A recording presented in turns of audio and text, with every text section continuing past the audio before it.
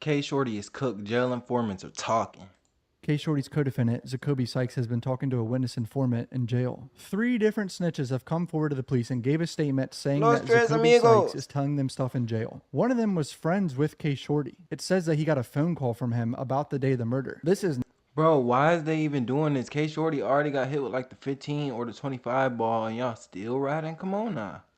not good. These guys go to trial in May too. To start this video, I'm going to give you guys some backstory on who K Shorty is from one of my previous videos. I'm just going to play it and you guys can listen. 24-year-old Jacksonville rapper K Shorty has been surrounded by violence his entire life. As a documented member of Folio 6 block gang, he's already serving a 12-year prison sentence for having a rifle after being shot. On top of that, he's facing a murder charge and his trial is coming up soon. On September 28th, 2021, Xavier Mays, aka 187 No Face, was ambushed and shot in the head at a gas station in Jacksonville. Spenna Benz, another Jacksonville rapper and rival of K Shorty, was in the car during the shooting, but managed to jump out and run for his life. Once the detectives identified the victims, they knew it was a gang-related shooting, and they say K Shorty, whose real name Therese Powell, was the gunman. Zacoby Sykes, aka Tufo, was also charged in the murder. Sykes' mother, Donetta Perry, aka Nene, was also charged with tampering with a witness and accessory after the fact. She owned the Range Rover they allegedly used in the murder and picked up her son after the murder. K Shorty was pulled over in the same Range Rover a week prior, and detectives say a cell phone, allegedly belonging to K Shorty, had photos and data connecting him to the area around the time of their murder. At about 9:52 p.m., over 5 hours after the shooting, detectives from JSO located a black Range Rover parked outside of a recording studio. The Range Rover was a possible suspect vehicle in the shooting earlier that day. 2 subjects got into the vehicle and left the studio. When officers attempted to stop the Range Rover, it took off and fled. Soon after, it crashed at the intersection of Odell Street and Cocoa Avenue. The 2 suspects in the vehicle attempted to flee and then laid down in a field and were handcuffed. They were identified as Therese Powell and Loreno Span, aka Lil Cracka. K Shorty looked My up to nigga Lil Folio growing up Cracka. in the Hilltop Village apartments. He was also close friends with Adrian Lil Gaynor, Cracka hard, I aka don't Bibby, care. who was chased down and killed execution style, allegedly by Queso in 2019. Not allegedly anymore. Queso pled guilty to that. Queso is not going to trial for yet. Before the alleged murder of No Face, K Shorty was the target of multiple retaliatory shootings. On 2 different occasions, he was shot but survived. On March 19th, 2020, K Shorty was on a date with his girlfriend Anandi. She was driving him home when a gray vehicle pulled up in front of Anandi's car. 2 men hopped out and began firing at their car. The sheriff's office were called out to the scene for a report of gunfire. When they arrived, Anandi was pronounced dead at the scene, while K Shorty was found shot inside of the vehicle. He was rushed to a local hospital where he was treated and released. Roland Ball Jr. and Xavier Porter were both charged in the murder. Xavier Porter was linked to the case after text That dude who was just on the left, football player, bro. I remember when that man got locked up. messages were recovered in which he was planning to murder K Shorty. In Porter's text messages, he explained that he and other co-conspirators killed Anandi, but she was not the intended target. He's quoted saying, "Look though, gang, I got one under my belt. K Shorty's girlfriend, me and my brothers did that cause Therese killed my brother." Porter believes that K Shorty killed Daquan Saxton 2 days prior. Paperwork shows K Shorty signed a picture of Roland Ball, identifying him as the person who shot him, but then later took back his statement. What? All right, now we got State's Discovery Exhibit Supplemental 15. Witness name redacted, civilian witnesses, witness statements. January 27th, 2026, January 29th, 2026, and January 30th. Witness informants. We all know what that means, right, boys? Redacted testified that Sykes told him that he shot at Spenna Benz and Greenlight in 2021. So this jailhouse snitch is saying that K Shorty's co-defendant told him in jail that he shot them. Sykes told him that a black Range Rover and an AR-15 were used, and Powell was with him. Sykes told him that he ran to a home of Spanish-speaking people who later moved. Sykes told him that he asked LaCraca to back his statement about giving the gun to them, but LaCraca refused and said he had nothing to do with it and that Sykes should free K Shorty. So at some point the police found out that Lil Cracka is who provided the gun. Sykes told him that K Shorty paid LaCraca $500 to bring a gun to them. Sykes told him that when his prison sentence is over, he's going to have his attorney file motions to reduce his bond. This man is telling this witness informant in jail all this type of information. This happens a lot in these cases. These guys think they can trust people in jail. You cannot trust someone in jail, bro. They could snitch on you in a heartbeat. Sykes Just to said that get he that tried to time pay off. Cynthia Hayes to say that she had a black Range Rover and that it was her vehicle, but she refused to cooperate. So this is someone else. They have 18 felony convictions. Redacted came to the state attorney's office on January 27th and provided a sworn statement, accompanied by his lawyer. Sergeant Saunders with JSO was present, provided letter of assistance to the attorney on November 28th, 2025. Will be pleading guilty to 3 counts of possession of controlled substance and 2 misdemeanors. His guidelines are 47.5 months up to 17 years in prison if Damn. all counts are imposed consecutively. Redacted sentence will be decided by court, wherein the judge may consider Redacted's cooperation. Prior to cooperating, the state's offer had been 5 years in prison. Redacted has previously cooperated as a witness informant in 5 Damn, other 5 to cases. 17. I'm So taking what that this 5. means is they believe him because he's helped them out in 5 other cases. So they take his word Oh, to be he a true. rat Bro is rat. trying his hardest to get out of going to prison. He got He wants to get like a 25. He year in trying to there or get that something. shit off, He was boy. He a offered rat 5 years and rat. still snitching. This is He a crazy. You cannot rat trust people you're in rat. jail with. Holy 25 shit. to Reactor 5. Then testified that that nigga Powell said, I'm called trying on to the day get of the that murder little and asked him and Jalen 365 Mixon days. to bring him a gun because he and Sykes had located suspended Benz and Greenlight. Wait, so the person who's snitching is friends with Shordy. He testified that he called him on the day of the murder. Redacted and Mixon refused, but LaCraca agreed and took Powell an AR-15. Jesus. Okay, I'm realizing this is actually 3 different informants, I think. Holy shit. All right, another one.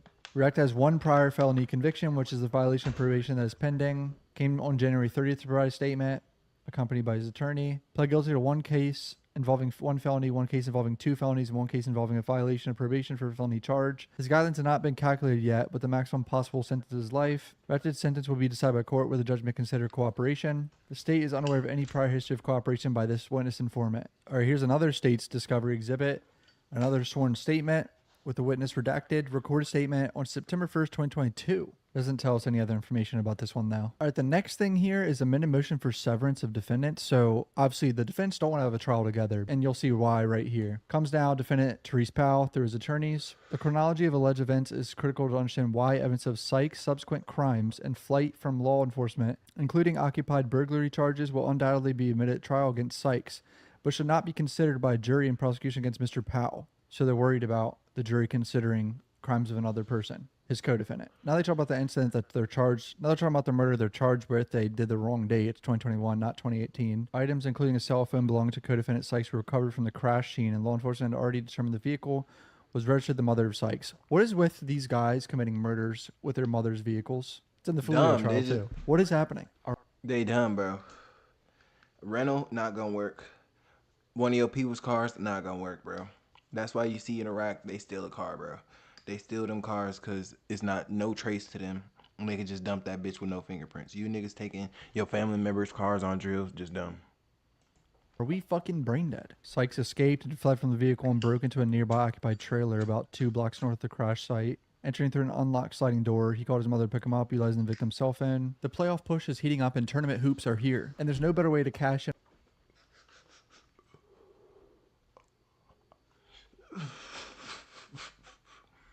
Y'all go ahead and sign up for Fanatics. Damn, go ahead and sign up for Fanatics. Rich Life Cabba code, you feel me? Get you a little free $5.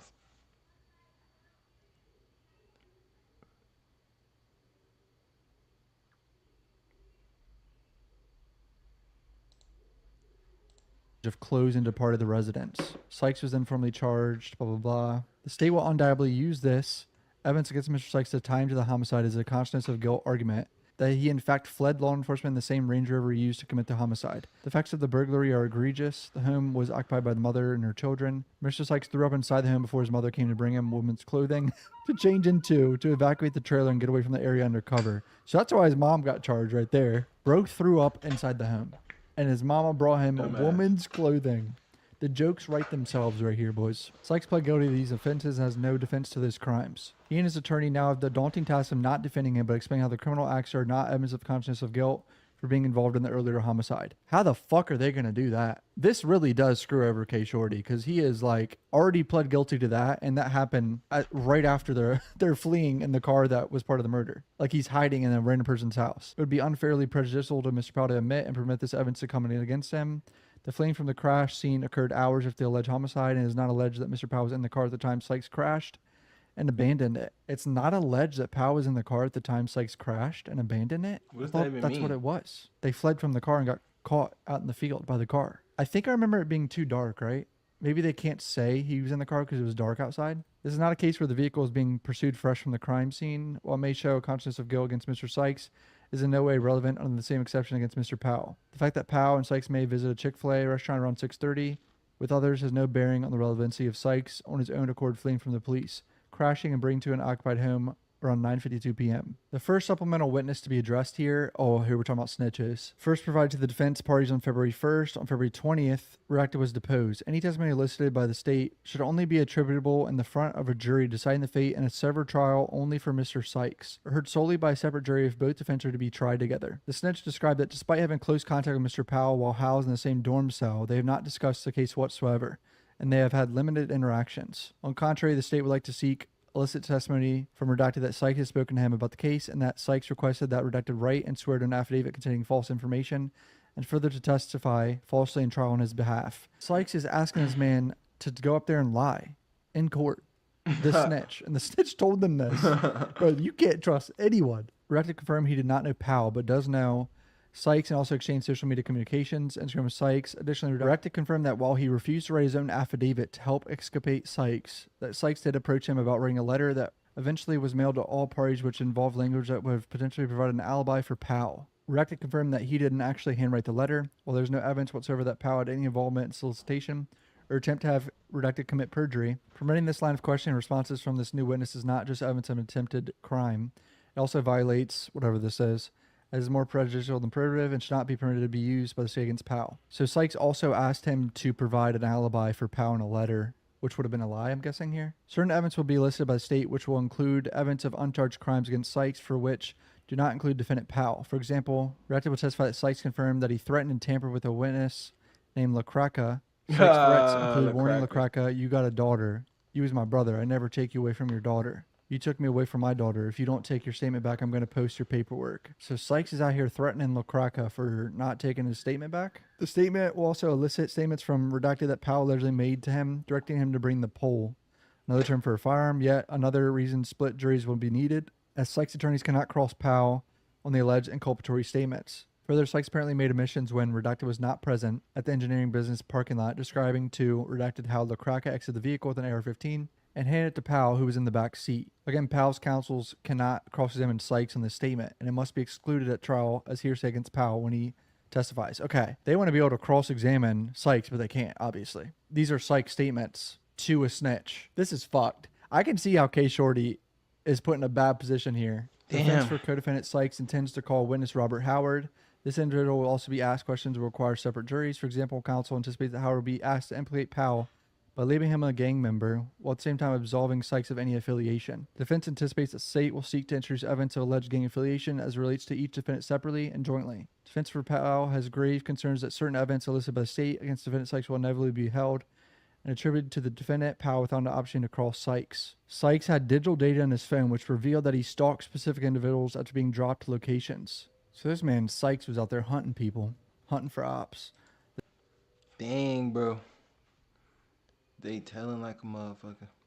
The same evidence does not exist in digital data review for Powell. Apparently, Sykes talked to this person named KingCal762 on Instagram. Aside from incriminating photographs and news story screenshots being exchanged, KingCal exclaimed words to the effect of, "You were supposed to knock that rapper, man."